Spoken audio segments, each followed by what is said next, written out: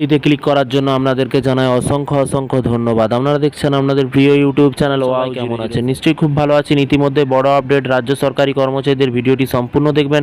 চ্যানেলে যারা এই ভিডিওটি প্রথম দেখছেন অবশ্যই চ্যানেলটিকে সাবস্ক্রাইব করে রাখবেন।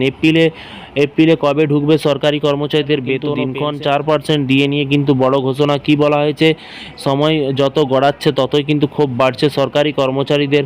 গত 5ই ফেব্রুয়ারি এখানে দেখতেই পাচ্ছেন বলা হয়েছে যে ভোট অন অ্যাকাউন্টে বাজেটে কিন্তু পেশ করেছে রাজ্যের সরকারি কর্মচারীদের জন্য 4% ডিএ এবং এই বৃদ্ধির কথা ঘোষণা করেছে রাজ্যের সরকার। তবে এখনও পর্যন্ত ডিএ বৃদ্ধির প্রতিফলিত হয়নি এবং অ্যাকাউন্টে কিন্তু ঢোকেনি। এবং এর পাশাপাশি আরও বলা হয়েছে যে যা নিয়ে কিন্তু অসন্তোষ বাড়ছে কর্মচারী মহলে। বর্ধিত ডিএ কি পাবেন সরকারি কর্মচারীরা?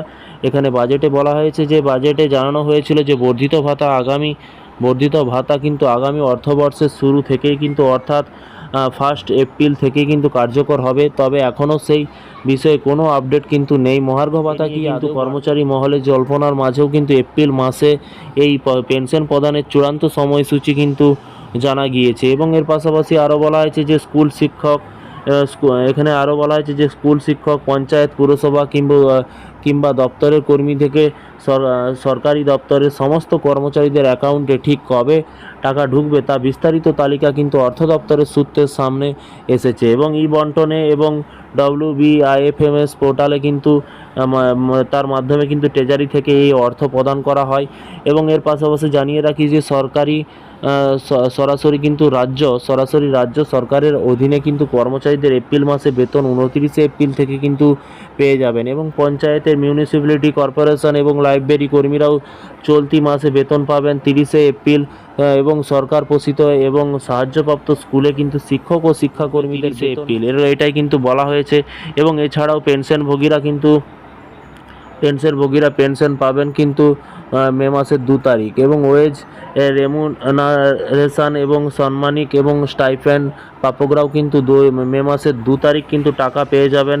বেতন প্রদানের দিনক্ষণ চূড়ান্ত হলেও কিন্তু সরকারি কর্মচারীদের জন্য কিন্তু 4% মহার্ঘ ভাতা বৃদ্ধি নিয়ে অর্থ দপ্তর থেকে এখনও কোনো অফিসিয়াল মেমো কিন্তু অর্ডার কিন্তু এখনও সামনে আসেনি।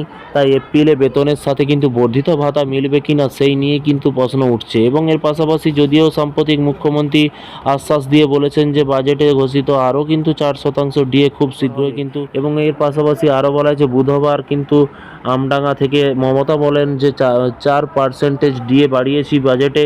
এখন ইলেকশনে ব্যস্ত, আমাকে না জানিয়ে ওটা কিন্তু ইলেকশন কমিশনকে কিন্তু ফাইনালাইজ এবং সেক্রেটারি পাঠিয়েছেন এবং কমিশন কিন্তু চেপে রেখে দিয়েছে। এবং নয়তো অনেক দিন আগে থেকেই আপনারা 25%-এর মতো পেয়ে যেতেন, কিন্তু এই মাসে কিন্তু মাইনের সঙ্গে এই টাকা আপনারা পেয়ে যাবেন কথা দিয়েছে। তো ফ্রেন্ডস, এই ছিল আজকে একটি ছোট্ট আপডেট।